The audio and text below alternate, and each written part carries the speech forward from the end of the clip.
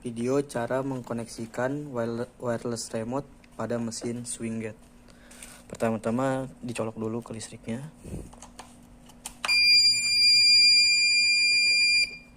Jika sudah, tekan tombol learning.